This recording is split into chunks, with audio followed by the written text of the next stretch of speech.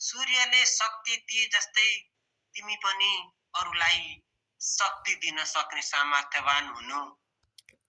तिमीले तिम्रो सूर्यको त्यो स्पर्शले तिमीलाई यसरी छुओस्, सूर्यको किरणले तिमीलाई यसरी छुओस् कि तिमी पनि सूर्य जस्तै चम्किरहनु, तिमी पनि सूर्य जस्तै चम्किरहनु।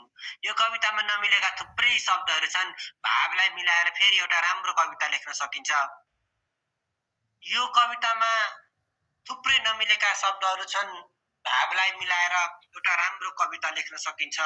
तिमी यस्ती कवि बन्नु, तिमी यस्ती कवि बन्नु।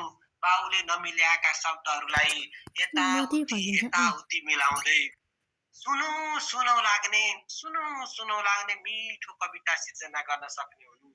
मेरी छोरी तिमी राम्री कवियत्री बन्नु, मेरी छोरी तिमी राम्री कवियत्री बन्नु।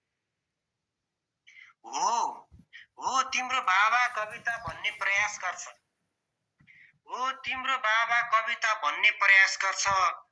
अनेक तरिकाले शब्दका शब्दमा शब्द मिलाउन खोज्छ, तर पनि कता कता चिप्लिन्छ। मिठासमा कमी आउने, भावमा कता कता उताप चढाव बुन्ने त्यस्ता श्लोकहरू तयार हुन्छन्। तिमी मिलाउँदै जानु मेरी प्यारी छोरी, तिमी राम्रो कवियत्री बन्नु। तिमी सुन्दैछौ नि मेरो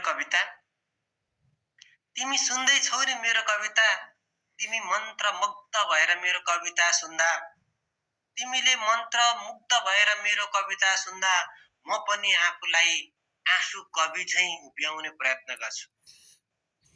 मेरी छोरी तिम्रो मन्त्रमुग्धतामा म आफै मन्त्रमुग्ध हुन्छु। तिम्रो मन्त्रमुग्धता देखेर म आफै मन्त्रमुग्ध हुन्छु। अनि यसरी फुल्न थाल्छन् कविता, मानौ मेरो मनभित्र लक्ष्मीप्रसाद देवकोटा नै बसेका छन्। अनि यसरी फुल्न थाल्छ कविता, मानौ मेरो मनभित्र लक्ष्मीप्रसाद देवकोटा नै बसेका छन्। अनि यसरी फुल्न थाल्छ कविता, मानौ मेरो मनभित्र लक्ष्मीप्रसाद देवकोटा नै बसेका छन्। म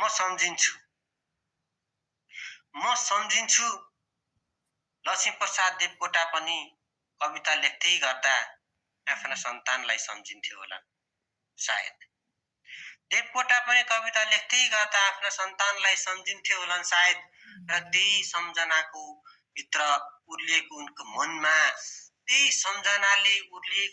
मनमा सृजित शब्दका लहरहरू कागजका टुक्रामा कोर्थे होलान्। मसँग कागज त अहिले छैन। म त छोरीको अनुहार हेरेर, उसको मन्द मुस्कान हेरेर यसै शब्दहरू पस्किरहेको छु। बोलिरहँ जस्तो लाग्छ, आफ्ना कुरा सुनाइरहँ जस्तो लाग्छ। उसकै अनुहार हेरेर, उसकै भाव हेरेर त्यही भावसँगै आफूलाई बहाउ जस्तो लाग्छ। कोसिस गर्छु म तिम्रै भावनासँग बहकिन सकौं, तिम्रै भावनासँग आफूलाई साथसाथै हिँडाउन सकौं। म यसरी चल्नु जसरी छोरी चल्न चाहन्छु। म यसरी चल्न सकौं जसरी मेरी छोरी चल्न चाहन्छिन्। म यसरी उनलाई बुझ्न सकौं जसरी उनी प्रकट गर्छिन्। त्यसरी नै उनका भावनाहरूलाई समेटेर अघि बढ्न सकौं जस्तो लाग्छ। प्रयास गर्छु, हेरौं कहाँ पुगिन्छ। उनको खुशीलाई